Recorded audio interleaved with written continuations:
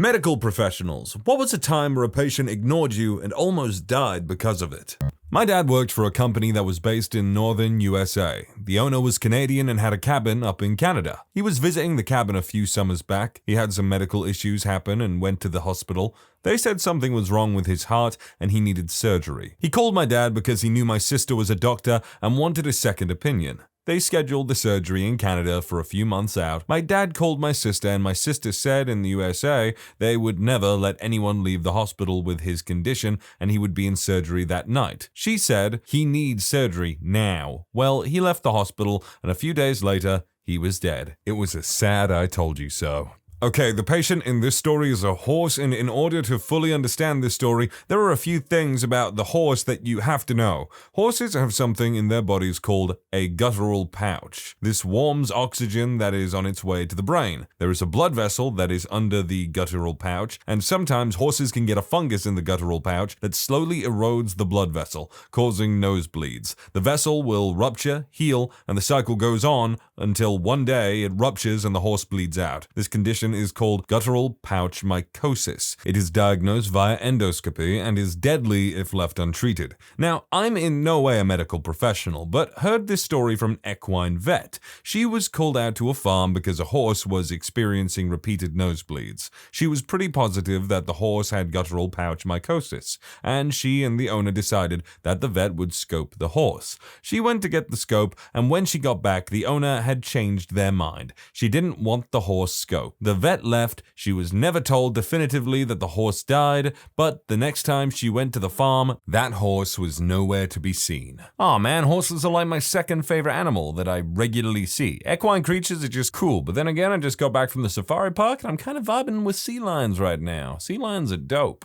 I'm a vet tech, so my problems are my clients, not my patients. Patients just do what they're gonna do. But boy, do we have a problem with client compliance. You'd be amazed how many times we get something to this effect. Dog comes in very sick. Through testing, we find out the dog has Addison's, heart failure, thyroid disease, something else that is a lifelong disease that can only be treated with lifelong medication, not cured. We explain all of this, and possibly after an expensive hospital stay, we send owner home with a month's worth of medication. Several months go by, and O calls upset that their dog is sick again. Yeah, you haven't picked up any heart medication in 5 months. Have you gotten it at another clinic? No. Yeah, no, come in and thanks for messing up everything. Or 2 years ago, you came in for your regular exam. We talked to you about preventing heartworm disease. You said our prevention is poison and you'd use a safer, more holistic method, and now your dog is here coughing and weak. Hello, heartworms. No, your essence of lavender, your rosemary, your coconut oil, your apple cider vinegar, and every other bit of bullcrap you can throw at me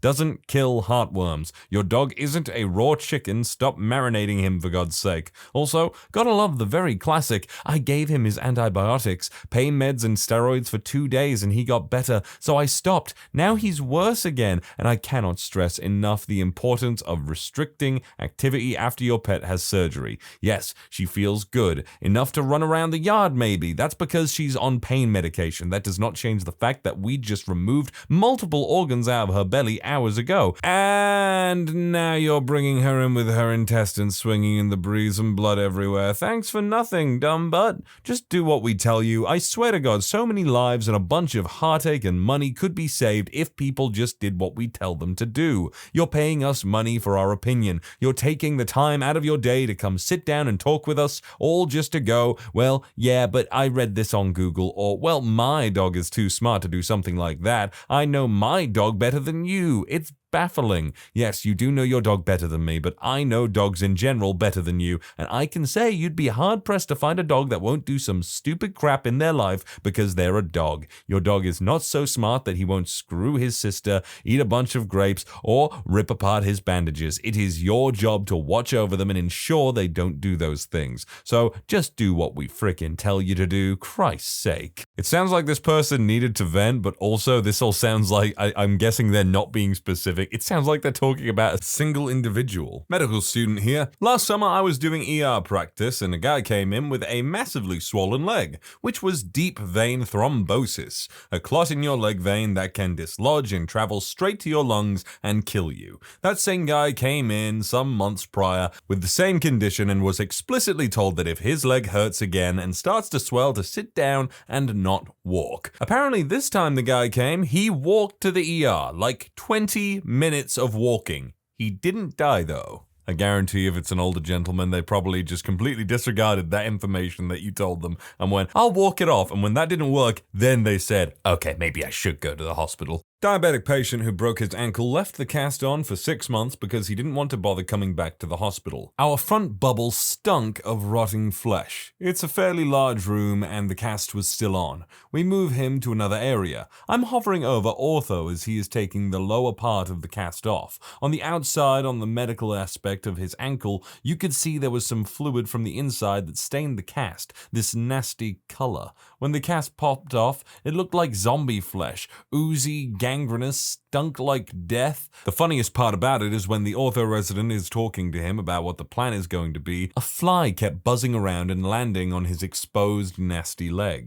I am not a medical professional, but one time my grandpa had a surgery and was told not to smoke for a while, and when he got home, he smoked and burst an artery and bled all over the back seat of my dad's car. That sounds terrifying. Imagine taking a puff of a cigarette and then just gush, blood everywhere. Had a very drunk, less than cooperative older gentleman come into the trauma ICU after getting into a fight with his lady friend, who then stabbed him in the neck with a screwdriver. She luckily missed his airway, but nicked a large vessel. He had a hematoma forming on the side of his throat that was growing quickly and endangering his breathing. Wheezing and stridor could be heard with every breath, and he was doing a good bit of bleeding. He needed surgery to repair the vessel and decompress the hematoma. Dude was so wasted and uncooperative that he blatantly refused and kept trying to leave. The doctors were scrambling to get paperwork in order to do the procedure with an emergency consent, as the patient was obviously impaired. Patient frantically motions for me to come to his bedside. He's coughing and sputtering. I look him straight in the eyes after assessing to make sure he was still maintaining good oxygen saturation and say, "You can't breathe." He nods frantically. "Well, that's a shame because you sent away the surgeon that was gonna fix that. You want me to go get him?" More frantic nods. "You gonna let him do the surgery and fix your throat this time?" Continued frantic nods. I call over my shoulder to the now group of OR personnel discussing the logistics of keeping the operation legal. He consents. They jump and literally run with his butt to surgery. Fixed him up. He spent a couple days on a breathing machine just to prevent his throat from swelling closed post-op. If we would have let him walk out, he would have suffocated in the car park. I have not been in the medical field for long, 6 months at most, but have seen many people who come in for rehab after having a heart attack who ignore their fluid restriction. I've seen this turn into a fatal situation 3 times already. Drinking water to death, who would have thunk it? And that is where the saying everything in moderation comes from. Because yes, you can in fact drown yourself to death internally by drinking too much water, apparently. And no, don't worry, it would have to be just an insane amount of water, like, I don't know, 50 liters or something. Every opiate addict that refuses to go to the hospital after you give them naloxone to reverse their overdose. They regain consciousness and refuse transport, and we explain that the naloxone will wear off and they will be right where they started. They still refuse care. We get back in the rig, drive around the block, and wait for 911 to be called again. My own experience with doctors is that, because I hate every medical procedure, I just tell them that no painkillers, nothing. Dentists always start drilling and pulling right away. My tongue needed surgery, so they just cut it, and I took no painkillers. They told me that I might be the easiest patient ever. No need for painkillers, just do what you gotta do and we can get out fast. Actually, I have a minor, nowhere near death one myself. Needed to have an abdominal ultrasound, told not to use the bathroom for however long beforehand, but it was mid-morning and I woke up needing to go. I told myself I'd drink a bunch and I'd fill up again fast. Nope, had to sit in the waiting room for hours until I was full enough to be good. Not a doctor, but here's what happened to me. My mother is an anti-vaxxer and generally against medical intervention. I didn't get my vitamin K shot as a baby, and I've never been vaccinated for anything. At around 5, I was being being an idiot kid and playing around with old bamboo sticks. I liked to dip them into this nasty bucket of water we had that had been rotting in the backyard forever and fling it around to see the droplets in the air. We later found out that a neighbor kid had used it as a toilet at least once. I came down with something horrible that probably almost killed me. Very, very high fever, lethargy, nausea, and little red spots covering my entire body. I don't remember much from that time, but I remember how awful it was. My parents assumed that it was chickenpox and decided not to take me to a doctor because it would strengthen my immune system. I was actually fine eventually, but it did definitely feel like I was going to die at the time. Fast forward to age 13, I actually got the chickenpox and luckily fairly mild, but this left the question of the mystery illness's identity. I've done some Googling and my best guess is typhoid, but I have no clue really. I'll be 18 soon, and I'll be getting vaccinated as soon as I can. I don't understand even at an early age what your fixation might have been with that apparent poop bucket. My dad is a veterinarian. My clinic calls them patients, their owner, clients. We had a dog come in with strychnine poisoning. You start convulsing and any stimulus, no matter how small, makes it worse. The very same convulsions cause a chain reaction and eventually spreads to every muscle in your body. You die from exhaustion, or when the neural pathways that control breathing stop working, and it is a painful way to die. We saved this dog, miraculously. We tell the owner to put the poison somewhere where the dog can't get it. Dog comes back in later, same symptoms, same poisoning. We save it, somehow, again. Owner promises and swears it will be gone this time. Nope, third time's the charm. Dog is saved, yet again. At this point, the dog really isn't a dog anymore. Might as well be a potato at this point. It can barely move. Owner says that they can't lose the dog or bear to see it in pain. The poison will be disposed of. Yeah, no, the fourth iteration of the poisoning killed it. You saved it the first 3 times. Why was this time different? I feel really bad for that dog. A patient who had a spinal decompression and fusion procedure was recommended to continue using a walker when ambulating and also to arrange for personal assistance at home. Decided she was too good for help and a walker is for the disabled. Fell out of bed, a nail from the hardware punctured into the spinal nerve. She was readmitted to the hospital and is now paraplegic. From the initial need for a walker, the patient now needs to be assessed for a wheelchair. The patient didn't die, but nevertheless, a severe consequence.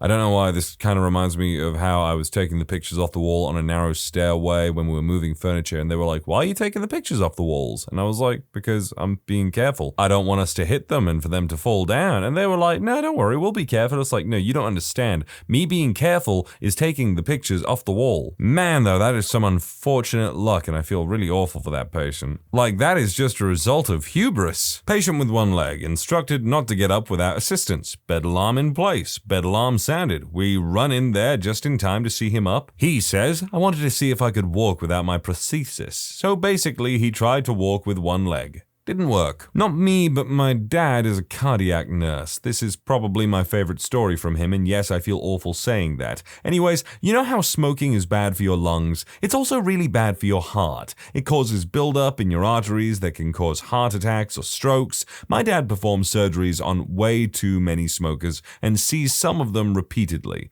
My dad, the other nurses, and every doctor will tell them they will be back if they don't quit smoking. But, of course, they don't. Now, for the part that is actually why it's my favorite. My dad is obese and has never denied it. One time, while having the stop smoking talk with a patient, he got super offended and told my dad that being obese was bad for his heart and blah blah. My dad's response? I can lose weight. You can't lose stupid. Guy got stabbed in the arm with a knife, refused a tetanus shot, came back with full-blown tetanus, arching his back, clenching his jaw, straight to the ICU. Had a patient who had just gotten a below-knee amputation.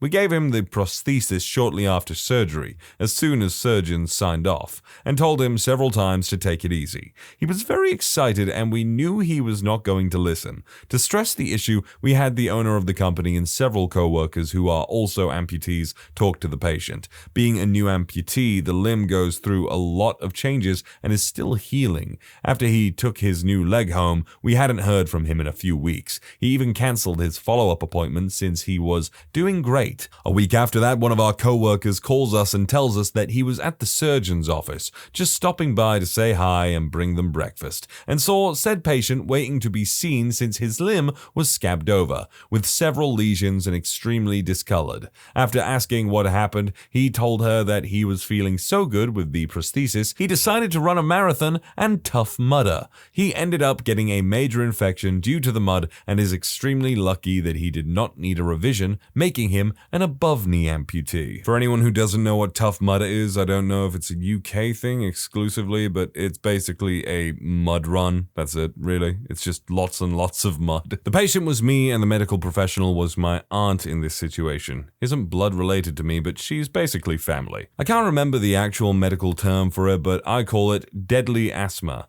This happened last year, which makes it the second time I've had it. First time I had to go to the ER at Boston Children's because no one could figure out what was wrong with me and I was getting increasingly worse. Basically, the symptoms are close to the symptoms of walking pneumonia. This time that I got it, I was told to take my neb treatment 3 times a day and take some heavy meds. Now, I have had asthma my entire life. I tend to not take my rescue inhaler if I feel like I can get through an attack. I get 2 to 5 attacks a day, so yeah, I'm pretty severe. I take Symbicort, but had basically lost my inhaler and never really looked for it, so I stopped taking it. It pretty much allows me to not even have a single attack every day, which is awesome. Being a teenager, I am kinda irresponsible with my own well-being, so I stupidly didn't do what I was told. I ended up not taking the nebs because they make me sick, make my tremors worse, and make me unable to walk normally for a couple of hours.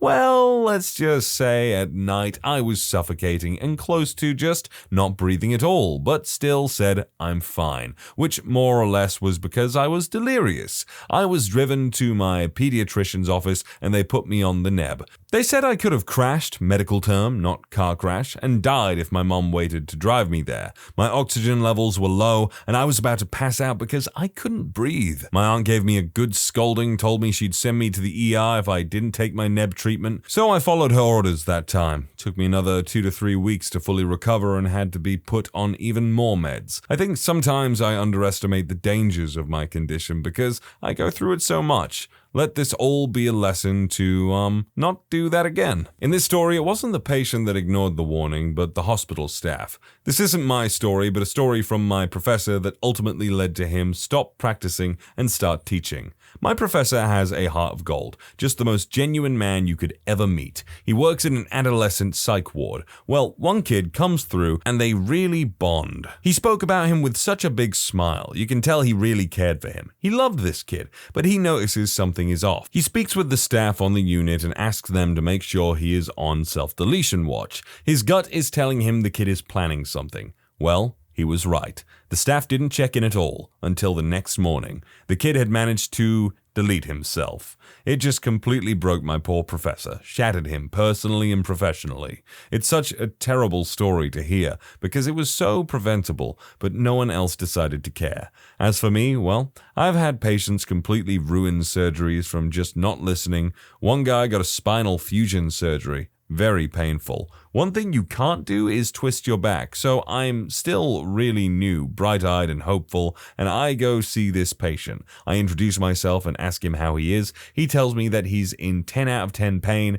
sometimes and he can't figure out why. I try to be helpful, ask him what he's doing when he's in pain. Well, instead of just telling me, he frickin' shows me, grabs the bed rails and twists like he was trying to snap his spine. He's screaming and I'm horrified and kind of yelling at him to stop. We get the situation under control. I go back and explain all of his precautions again. He tells me to go screw myself. If he's in pain, I'm not doing my job. Well, he was discharged AMA and he ended up ruining his surgery. Hope he enjoys his excruciating back pain. That's really sad about the kid, but weirdly enough, I actually met someone the other day who said they had a fused spine. Be me, ER doctor. Sir, there is a large tumor in your spine pushing on your cord. That's why you can barely move. I've already spoken to our spine surgeon. You're going to go directly to the OR. Patient says, I'm a tough son of a gun and I don't need no surgery. 30 minutes of me screaming at him later. For the love of God, I promise I know what I'm talking about. If you don't get surgery, you will be a quad. The patient simply retorts, screw you, I'm going home.